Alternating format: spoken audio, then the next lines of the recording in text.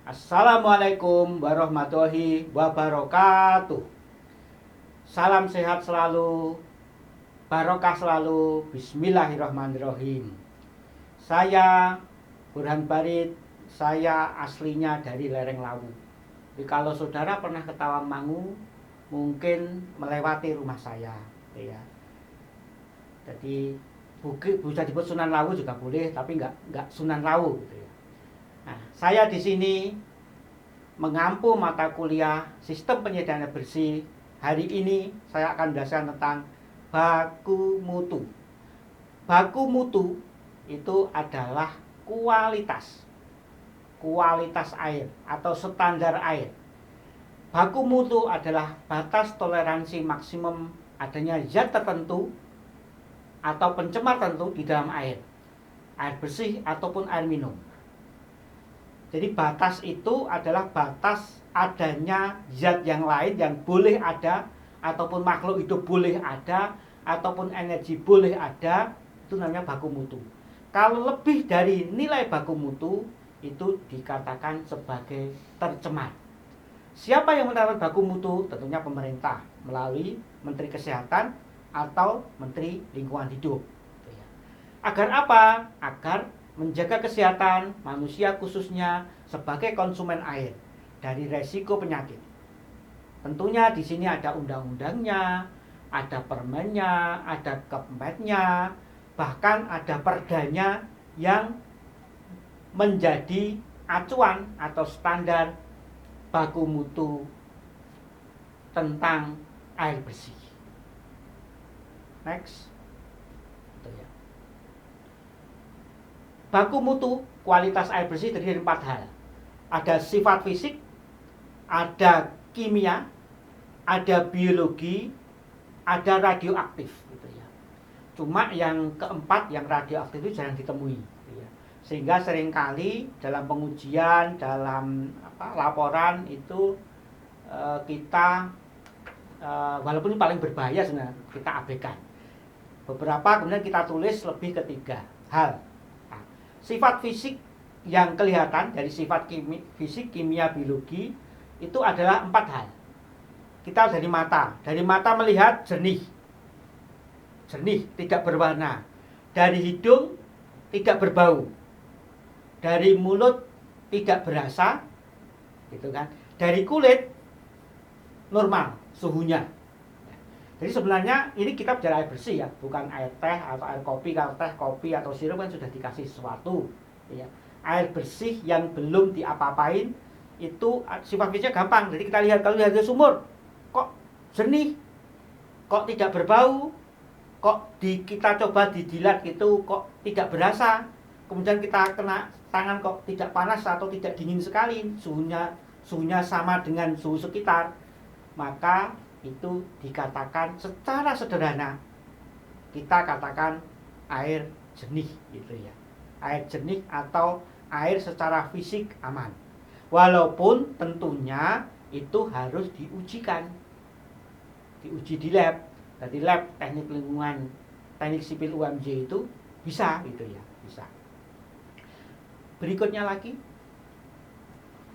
kemudian sifat yang kedua adalah sifat kimia. Sifat kimia mungkin bisa diperlihatkan tabelnya, ya. Sifat kimia ini itu yang paling ditemui adalah Fe atau besi. Fe atau besi itu di tabelnya itu, tabel baku mutu kualitas air, itu sifat kimia itu besi. Kalau secara fisik atau secara kita lihat, kalau kita menemukan air berwarna kekuning-kuningan, kemudian bau agak amis, kemudian peliket gitu, maka itu ada potensi mengandung Fe atau besi. Kalau yang kuliah di UMJ, misalnya lagi wudhu di mana? Di masjid, wudhu di masjid sana, kemudian airnya kok agak amis, itu Fe. Semakin kuning, semakin banyak Fe, semakin sedikit kuning, semakin berkurang Fe-nya, bahkan hilang sama sekali. Hampir semua awalnya dulu UMY ini itu hampir semua sumur mengandung Fe atau besi. Besi logam ringan gitu ya, logam ringan. Jadi kalau kita terpaksa keminum, dia bisa pengurai. Asal nggak terlalu banyak ya, akan keluar lagi menjadi air kecil atau air besar. Itu adalah Fe atau besi. Gimana mengolahnya? Bisa mengolahnya. Apakah itu kemudian berbahaya? Tidak. Fe itu kalau tidak berlebihan nggak apa-apa, asal tidak keminum. Berikutnya sifat biologi. Sifat biologi itu ada bakteri. Bakteri itu adalah bakteri coliform atau E. coli, Escherichia coli. Jadi tandanya kalau dalam jumlah terbatas, di tabel bisa dilihat itu, jumlahnya terbatas tidak boleh melebihi sekian, maka aman bakteri coli atau secara biologi aman. Nah, bakteri coli tadi kalau air baku menjadi air bersih itu sifat kimia sama sifat fisik itu aman. Jadi secara jernih, secara tidak berwarna, secara mulut tidak kekuning-kuningan itu air bersih. Untuk menjadi air minum itu harus dimasak dulu karena di sini bakterinya belum hilang ini. Nah, bakterinya salah satu bakteri coli. Maka kok bisa, Pak? Kok bisa ada bakteri coli di situ? Bakteri coli itu seperti the right man, right place. Dia hidup di tempat yang tepat akan benar itu. Orang yang tepat di tempat yang tepat. Jadi bisa jadi bakteri coli itu kalau dia masuk surga mungkin paling depan sendiri. Bisa jadi. Kenapa? Sudah lihat. Kita kan tiap hari buang air besar itu ke WC itu ya. Satu rumah itu berlima, satu kos mungkin bersepuluh, 15. Tapi kok gak penuh-penuh. Kok saya sampai kecil, sampai besar, sampai gede, si bapak saya itu gak pernah sih nguras WC. Hampir gak pernah. Kalaupun nguras mungkin mampet gitu ya. Tapi jarang sekali. Kenapa? Karena air besar kita itu 99,99% itu menjadi cair. Itu karena jasanya bakteri coli. Diuraikan itu menjadi cair. Karena dia cair, maka masuk ke sistem air tanah. Nah, ini bahayanya. Masuk ke sistem air tanah. Kalau dia masuk ke sistem air tanah, ada potensi bakteri coli masuk ke sumur. Kalau terlalu dekat, nanti sebenarnya ada jaraknya. Jarak yang paling bagus, resapan septic tank dengan sumur itu lebih kurang 10 meter. Nah, Jogja itu tinggi sekali bakteri coli. Walaupun bakteri dimasak mati, tapi masuk kita minum air mengandung bakteri coli yang berjumlah ribuan atau jutaan miliaran mati ini. Bakteri coli bisa the wrong man, wrong place. Orang yang tidak tepat di tempat yang tepat. Kalau kita makan totek, walaupun saya makan totek loh ya, dimasak pakai air mentah, kemudian disuruh nempel bakteri, kita makan lep gitu kan. Bakteri coli ke perut kita. Nah, otomatis dia bekerja di perut kita. AB-nya kita itu diuraikan bakteri coli, makanya keluar mencret cairan. Karena apa? Karena perut kita masukkan sekali. Dia berjasa di tempat sana, tapi begitu di perut menjadi penyakit. Nah, itu ya. Nah, kemudian sifat berikutnya tentunya radioaktif yang jarang ditemukan di Indonesia. Jadi apabila sumurnya biasa kalau tidak dekat pabrik atau dekat rumah sakit yang ekstrim gitu ya, tidak ditemukan. Pabrik pun pabrik yang mengandung mungkin unsur nuklir atau apa gitu. Kalau pabrik biasa mungkin ya tercemar biasa gitu ya. Walaupun tentunya kalaupun itu pabrik, dia mempunyai pengolahan limbah yang mumpuni harusnya, karena itu syarat untuk membuat istilahnya membuat pabrik.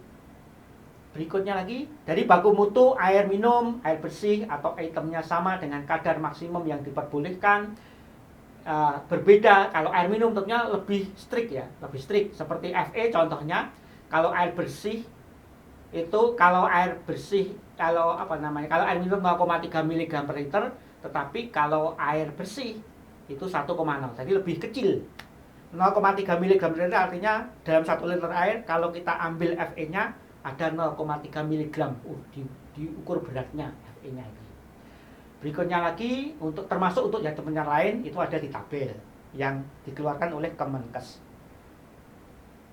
Nah, ini juga Fe ditemukan di tempat perumahan besi. Mengapa seperti contohnya di UMY tadi? Mengapa? Karena dulunya sawah. Sawah itu perumahan dimanapun, entah itu di Bekasi, di Solo, di Semarang, dimanapun kalau bekas sawah hampir pasti menemukan Fe. Kenapa? Katanya urea itu, orang pertanian mungkin yang tahu, urea itu dikasih unsur Fe ada tanaman kuat. Nah, begitu dia untuk irigasi, tidak semua Fe itu diserap oleh tanaman. Sebagian tetap di air, sebagian masuk sistem air tanah. Nah, itu kan terjadi setahun, 2 tahun, 3 tahun, 4 tahun selama ada sawah itu. Kan itu puluhan tahun. Numpuk Fe banyak. Akhirnya kalau Jogja tidak hanya itu ya, Jogja karena pasir Merapi, jadi ada 2. Tapi kalau sudah menemukan Fe di Semarang sana, di mana-mana itu ya karena sawah. Berikutnya lagi, nah, ini ada, jadi standar kualitas air meliputi sifat fisik, kimia, biologi, dan detektif air bersih maupun air minum dikatakan aman dalam arti sehat apabila sifat tersebut ada di bawah baku mutu yang diberikan oleh Kemenkes. Terima kasih adik-adik mahasiswa atas perhatiannya. Semoga ilmu ini bermanfaat. Semoga kita mempelajari air bersih ini, kita tambah sehat, kita bisa minum air yang sehat. Wabillahi taufiq wal hidayah. Wassalamualaikum warahmatullahi wabarakatuh.